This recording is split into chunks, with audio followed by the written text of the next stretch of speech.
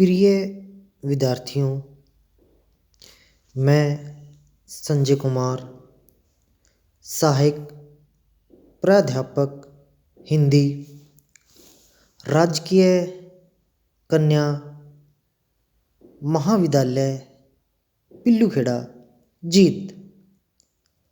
आज का हमारा विषय रहेगा रीतिकाल का नामकरण। रीतिकाल के नामकरण पर चर्चा करने से पहले हमें रीति शब्द का अर्थ एवं स्वरूप को जान लेना भी अति आवश्यक है। रीति शब्द रीढ़ धातु में कीतन प्रत्यय के जुड़ने से बना है। इसका अर्थ है मार्ग। रीति का अर्थ है मार्ग। काव्य शास्त्र में इसे विधि, पद्धति आदि के अर्थ में प्रयुक्त किया जाता है। आज रीति शब्द का प्रयोग शैली के रूप में किया जाता है। रीतिकालीन आचार्य वामन ने रीति को महत्व प्रदान करते हुए कहा, रीति आत्मा का विषय। रीति ही काव्य की आत्मा है। रीति का अर्थ है विशिष्ट पद रचना। वहीं दूसरी ओर डॉक्टर बलदेव उपाध्याय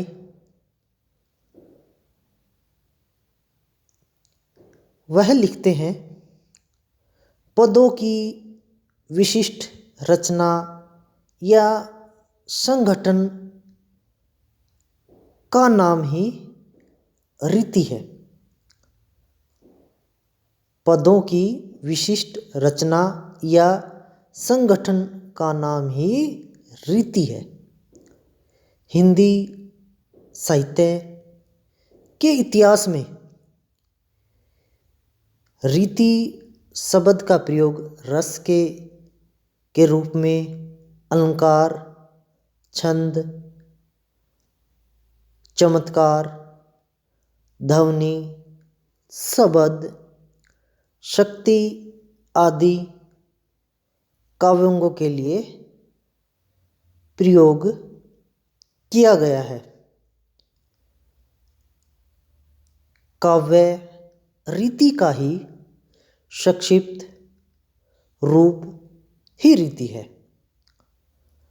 आप सभी रीति शब्द का अर्थ एवं स्वरूप को अच्छी प्रकार समझ गए होंगे।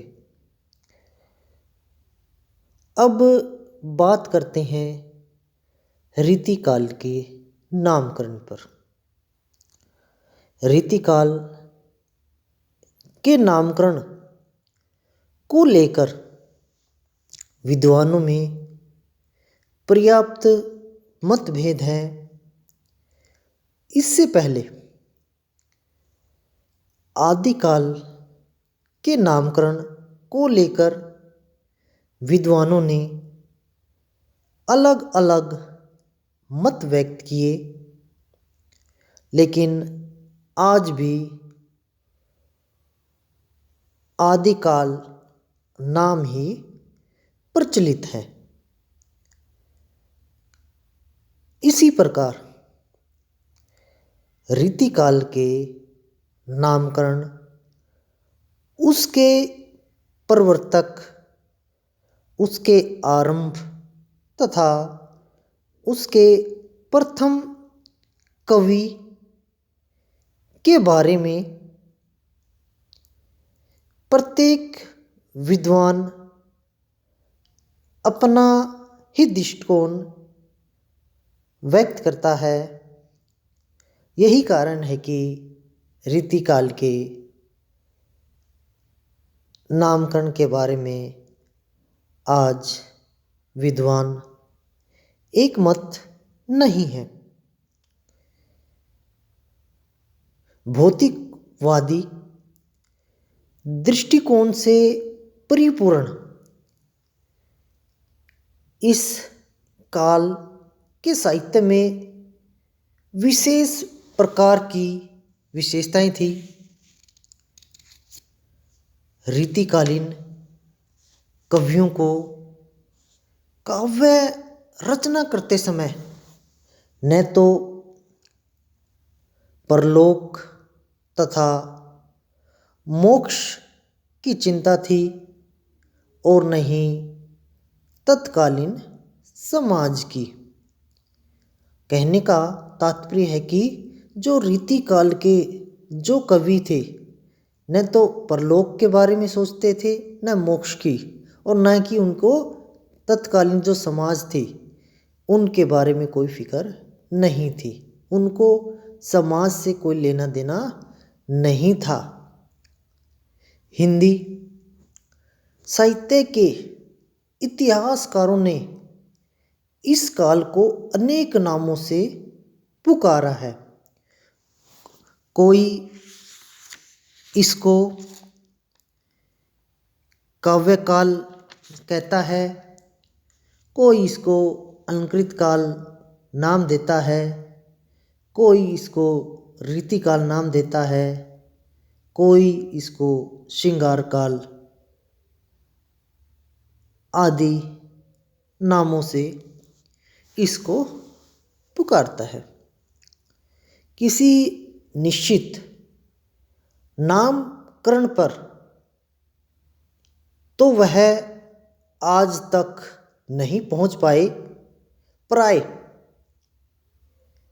साहित्य के इतिहास का नामकरण प्रवृत्ति, विशेषता, कर्ता, पद्धति और विषय की दृष्टि से किया जाता है। प्राय साहित्य का इतिहास जो नामकरण होता है उस समय की जो प्रवृत्ति होती है, कर्ता होता है, पद्धति होती है और विषय की दृष्टि को ध्यान में रखकर किसी का नामकरण किया जाता है, काल का नामकरण किया जाता है। और कभी कभी यह कार्य साहित्य सर्जन की शैलियों पर किया जाता है। रीतिकाल के नामकरण के संबंध में निम्नलिखित विचार प्राप्त होते हैं। सबसे पहला नाम आता है अलंकृत काल।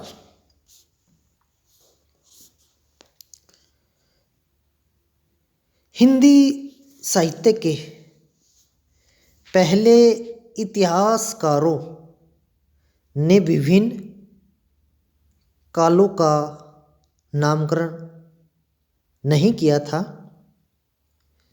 मिस्र बंधुओं ने अपने ग्रंथ मिस्र बंधु विनोद, जिसके 3 भाग 1913 में और चौथा भाग 1934 में प्रकाशित हुआ था, उसमें इन्होंने हिंदी साहित्य के इतिहास का काल विभाजन, आदि, मध्य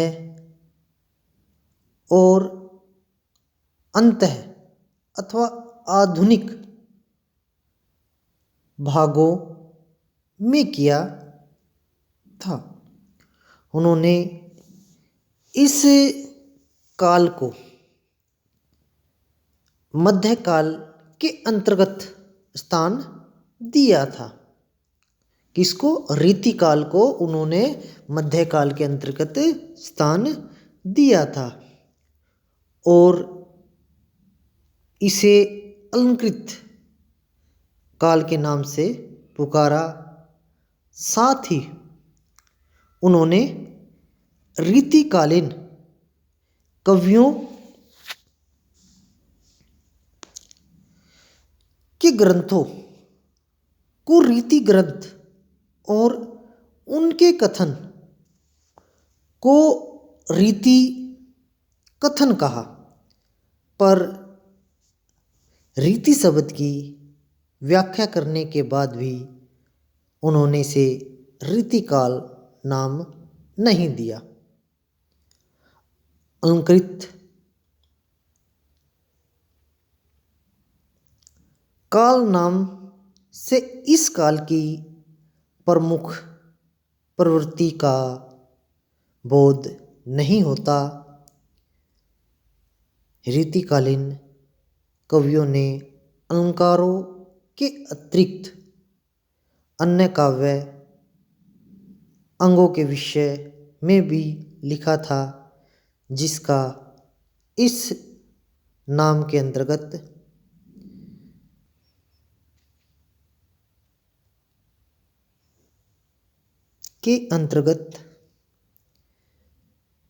ज्ञान नहीं हो पाता। मिस्र बंधु ने अपने इस नाम की वकालत करते हुए लिखा, इस काल में भाषा अलंकृत हुई, वीर और श्रृंगार की वृद्धि रही,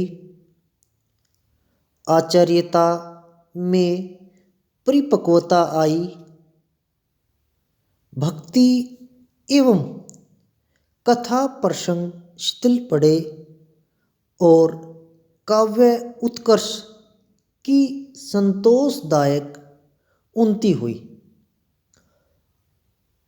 उत्तरालंकृत काल में भाषा भूषणों में लद गई, श्रृंगार कविता खूब बनी, आचार्यता बढ़ी, कथा प्रासंगिक प्रथा ने धर्म से संबंध करके बल पाया, साधारण कथा प्रसंग भी रचे गए और खड़ी बोली ने गद्य में भी जड़ पकड़ी। मिस्र बंधुओं का यह नामकरण उन संस्कृत काव्य शास्त्रियों का समर्थन करता है जिनका यह कहना है कि जिस प्रकार अग्नि उष्णता रहित नहीं हो सकती, उसी प्रकार अलंकारों के बिना कविता नहीं हो सकती।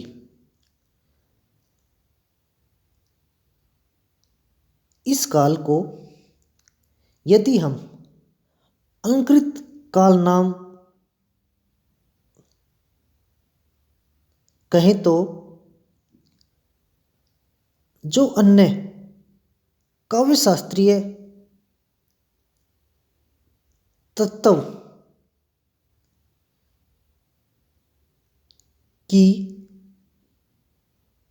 तत्वों की अवहेलना हो सकती है। दूसरा, रीति काल में केवल अलंकारों को ही प्रमुखता नहीं दी गई। अंत में हमें यह भी ध्यान रखना होगा कि मिस्र बंधुओं ने इसका विभाजन करके पूर्णता अस्पष्ट बना दिया, इसलिए रीति काल को अलंकृत काल कहना उचित नहीं जान पड़ता। अगला नाम आता है रीतिकाल। आचार्य रामचंद्र शुक्ल ने अन्य कालों के समान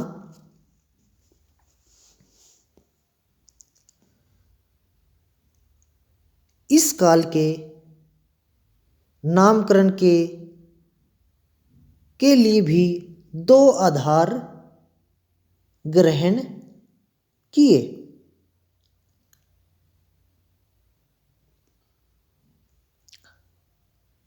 सबसे पहले है मानव मनोविज्ञान और तत्कालीन प्रमुख प्रवृत्ति।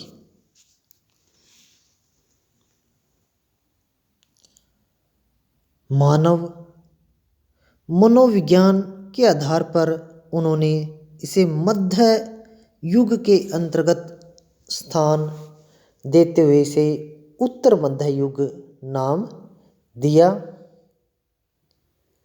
और तत्कालीन प्रमुख साहित्यिक प्रवृत्ति के आधार पर इसे रीतिकाल का नाम दिया। पहला क्या है, मनोविज्ञान के आधार पर उन्होंने इसको मध्य युग उत्तर मध्य युग का नाम दिया और दूसरा साहित्यिक प्रवृत्ति के आधार पर इसको रीतिकाल का नाम दिया।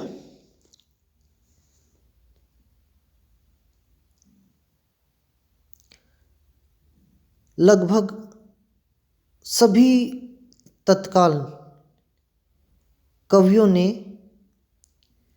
रीति परंपरा के अनुसार ही लिखा।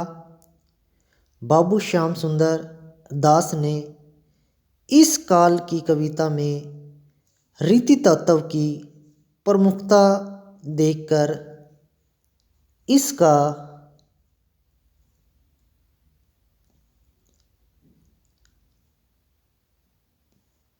नाम रीतिकाल किया। अलंकृत काल अथवा कला काल कहने से इस काल की सामान्य प्रवृत्ति का बोध नहीं होता।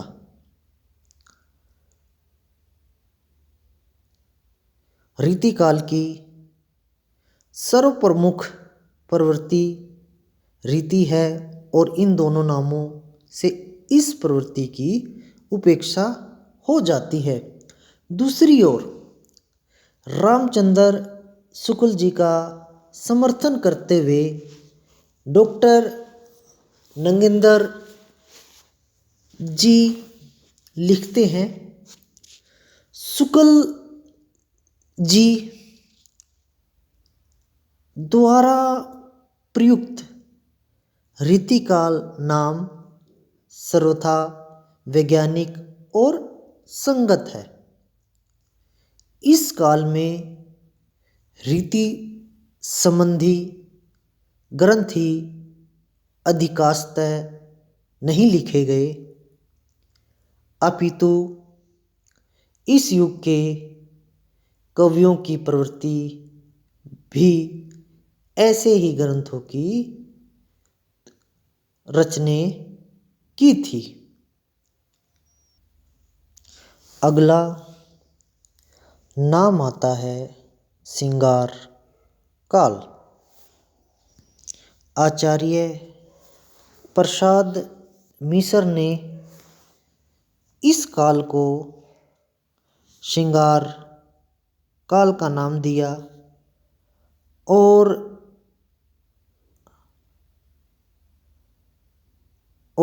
उन्होंने इस काव्य में श्रृंगार रस की प्रमुखता को ध्यान में रखकर यह नामकरण किया। पर इस काल में श्रृंगार के सभी अंगों का सम्यक विवेचन नहीं किया। कहीं कहीं तो शुद्ध श्रृंगार का विवेचन न होकर श्रृंगार अभ्यास ही प्रतीत होता है।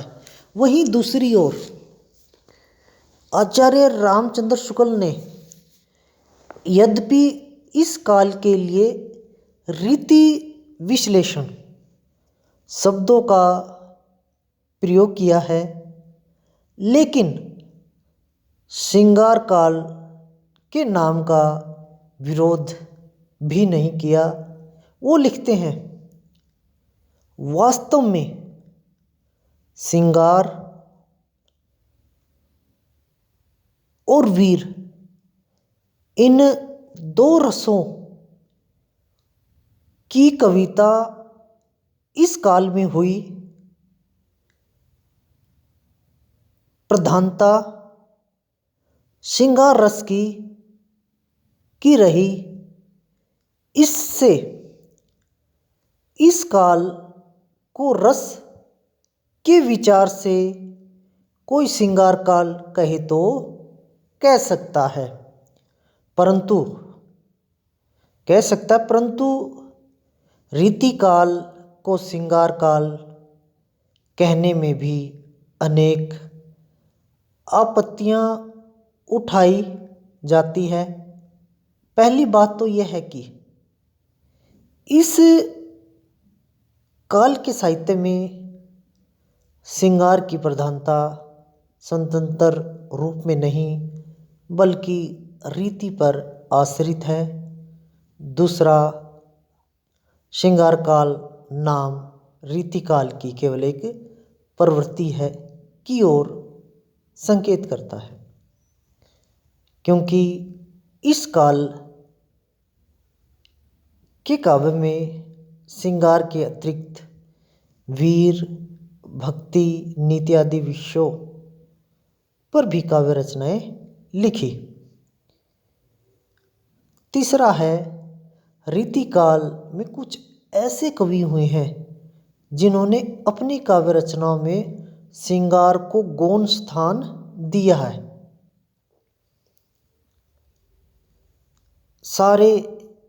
इस प्रकार सारे रीतिकालीन साहित्य पर व्यापक दृष्टि डालने पर स्पष्ट दिखाई देता है कि सभी कवियों में श्रृंगार रचना करने की परिपाटी नहीं थी। इस नामकरण से इस काल की आंतरिक प्रवृत्ति का ठीक प्रकार से प्रतिनिधित्व नहीं हो पाता, और यही कारण है कि आलोचकों व इतिहासकारों ने इस नामकरण को स्वीकार नहीं किया। अगला नाम आता है कलाकाल।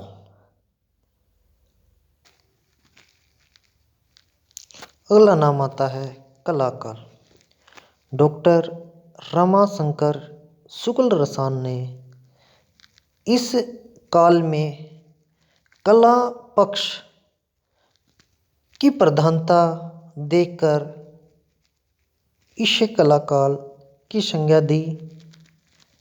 इस काल में कला का जितना विकास हुआ उतना पहले कभी नहीं हुआ था, लेकिन कला पक्ष की प्रमुखता को देखकर हम इस काल को कला काल नहीं कह सकते। प्रमुख कारण यह है कि साहित्य में भाव पक्ष और कला पक्ष दोनों एक दूसरे से जुड़े हुए हैं। यदि हम रीतिकाल को कला काल का नाम दें तो हमें यह भी स्वीकार करना होगा कि रीतिकाल के कवियों ने भावों की ओर उचित ध्यान नहीं दिया। रीतिकाल को कलाकाल कहना पूर्णतः उचित नहीं है, क्योंकि भाव पक्ष के बिना कला पक्ष का कोई महत्व नहीं है। वस्तुतः डॉक्टर रसाल ने इस नाम को स्वीकार करके रीतिकालीन काव्य के भाव पक्ष की अवहेलना की है। अतः इस काल को कलाकाल नाम से पुकारना उचित प्रतीत नहीं होता। यह ठीक है कि काव्य के अंगों के रहस्यों को प्रस्तुत करने के लिए इन कवियों ने कलात्मकता का अभ्यास किया, पर सारी कविता को कला पक्ष की सीमित कसौटी पर परखना उचित नहीं है। अंत में हम यही कह सकते हैं या कहा जा सकता है कि आचार्य शुक्ल ने इस साहित्य के लिए रीति शब्द का प्रयोग किया था, परंतु यह उनकी कोई नई खोज नहीं थी। इस काल के कवियों ने स्वयं ही इस शब्द का प्रयोग अनेक बार अपने काव्य में किया। इस काल को रीतिकाल नाम से पुकारने से आचार्य शुक्ल की इतनी देन अवश्य है कि उन्होंने रीति शब्द के स्वरूप को व्यवस्था प्रदान की। उनके अनुसार केवल वही रीति कवि नहीं है जिसने इससे संबंधित कोई ग्रंथ रचा हो, बल्कि जिसका दृष्टिकोण काव्य के प्रति रीतिबद्ध हो, वह भी रीति